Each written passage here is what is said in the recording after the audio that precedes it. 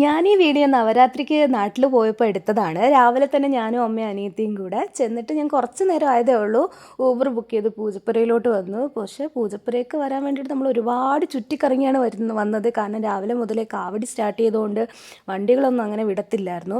അപ്പോൾ ഞങ്ങൾ കുറേ നേരം കാവടി കണ്ടിട്ട് ഇന്നിവിടെ അന്നദാനമായിട്ട് കഞ്ഞിയുണ്ട്, പിന്നെ വേറെ സൈഡിൽ ചോറാണ് കൊടുക്കുന്നത്. എനിക്ക് ചോറ് അധികം ഇഷ്ടമല്ലാത്തത് കൊണ്ട് കഞ്ഞി കുടിക്കാൻ വേണ്ടിയിട്ട് നിന്നു. ഞങ്ങൾ കഞ്ഞി കുടിച്ചതിന് ശേഷം പിന്നെ അകത്ത് സ്റ്റോളൊക്കെ കയറി കാണാൻ വേണ്ടിയിട്ട് നിന്നു. സാധാരണ ഇത് നൈറ്റ് വരുമ്പോഴാണ് ഒരു പ്രത്യേക ഭംഗി, ലൈറ്റ് ഇതെല്ലാം ആയിട്ടുള്ളത്. അപ്പോൾ ഞാൻ നാളെ തിരിച്ചങ്ങ് പോകുന്നത് കൊണ്ടൊക്കെ ആയിട്ട് ഞങ്ങൾ രാവിലെ തന്നെ അങ്ങ് സ്റ്റോളിലൊക്കെ കയറി ഇറങ്ങാമെന്ന് കരുതി. ഒത്തിരി എന്ന് പറഞ്ഞാൽ ഒത്തിരി പഴയകാല ഫുഡ് ഐറ്റംസൊക്കെ ഒത്തിരി ഉണ്ടായിരുന്നു. അപ്പം ഞാൻ കുഞ്ഞിലെ വരുമ്പോഴത്തേക്ക് ഒരുപാട് കളിപ്പാട്ടം അങ്ങനെ ഇങ്ങനെ എന്നൊക്കെ പറഞ്ഞുകൊണ്ട് വാങ്ങിക്കാൻ നിന്ന്. ഇത്തവണ വന്നപ്പോഴത്തേക്ക് ഞാൻ കുറച്ച് സ്വീറ്റ്സ് മാത്രമേ വാങ്ങിച്ചോളൂ. പിന്നെ എൻ്റെ പോപ്പിക്കുട്ടിന് വേണ്ടിയിട്ട് 2-3 കളിപ്പാട്ടങ്ങളൊക്കെ ആയിട്ട് വാങ്ങിച്ചു. ബോളും പിന്നെ ഒരു ബബിൾസ് പോകുന്ന ഒരു സംഭവമൊക്കെ വാങ്ങിച്ചു. അതൊക്കെ ലാഭത്തിന് കിട്ടിയോണ്ട് വാങ്ങിച്ചതാണ്. പിന്നെ അതിന് ശേഷം ഞങ്ങൾ കുറേ നേരം കറങ്ങി നടന്ന് എന്തെങ്കിലുമൊക്കെ ഉണ്ടോ എന്ന് അറിയാൻ വേണ്ടിയിട്ട്.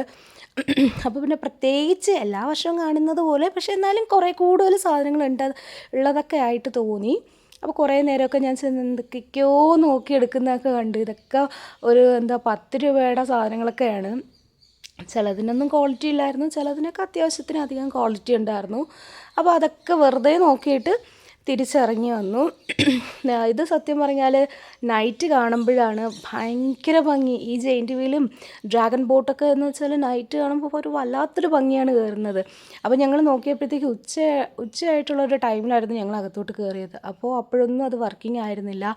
പിന്നീടാണ് വർക്കിംഗ് ആയത്. അപ്പോഴും ഞങ്ങൾ കയറിയായിരുന്നു. പക്ഷേ ഇത്തവണ എന്താണെന്ന് അറിയത്തില്ല, ഡ്രാഗൺ ബോട്ടിൽ കയറിയപ്പോൾ എനിക്ക് വല്ലാണ്ടൊരു പേടിയാണ് അനുഭവിച്ചത്. കാരണം എന്ന് വെച്ചാൽ അങ്ങ് എഴുന്നേറ്റ് പോയതുപോലെ ഞാനാണ് നടുക്കിരുന്നത്.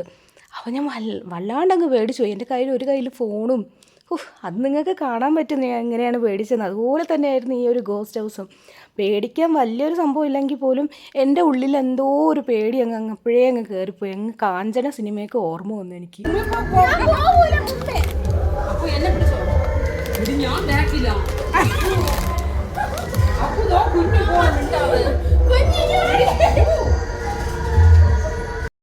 അതൊരു വല്ലാത്ത എക്സ്പീരിയൻസ് ആണ്. ഇതൊന്നും അല്ല, ഞാൻ അതിൻ്റെ ഫുൾ വീഡിയോ എടുത്തിട്ടുണ്ട്. ഞാൻ ക്യാമറ ഓൺ ചെയ്തിട്ട് തന്നെയായിരുന്നു നടന്നത്.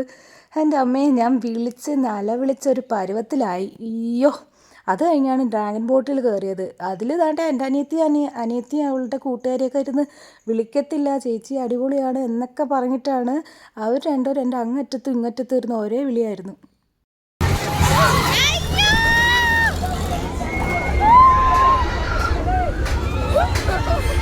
എൻ്റെ അമ്മേ, കണ്ടില്ലേ, എൻ്റെ ലൈഫിലേക്ക് വെച്ച് ഞാൻ ആദ്യമായിട്ടായിരിക്കും ഡ്രാഗൺ ബോട്ടിൽ കയറിയിട്ട് ഇത്രയ്ക്ക് ഞാൻ കിടന്ന് നിലവിളിക്കുന്നതും പേടിക്കുന്നതും. അതിനുശേഷം ഒരു ഇലൂഷൻ സർക്കിൾ എന്ന് പറയുന്ന സംഭവത്തിലാണ് കയറിയത്. Illusion tunnel 0 ഗ്രാവിറ്റിയിൽ. അത് വലിയ സുഖമൊന്നുമില്ലായിരുന്നു. 50 രൂപയ്ക്കുള്ളത് ഒന്നും തന്നെ ഉണ്ടായിരുന്നില്ല. അതിനുശേഷം ഞങ്ങൾ വൈകിട്ടായപ്പോഴത്തേക്കാണ് തിരിച്ച് വീട്ടിലോട്ട് വന്നത്. ഈ വീഡിയോ നിങ്ങൾക്ക് ഇഷ്ടപ്പെട്ടാൽ സബ്സ്ക്രൈബ് ചെയ്യാനും ലൈക്ക് ചെയ്യാനും ഷെയർ ചെയ്യാനും കമൻറ്റ് ചെയ്യാനും മറക്കല്ലേ. അടുത്ത വീഡിയോസ് വരുന്നത് വരെ ബൈ.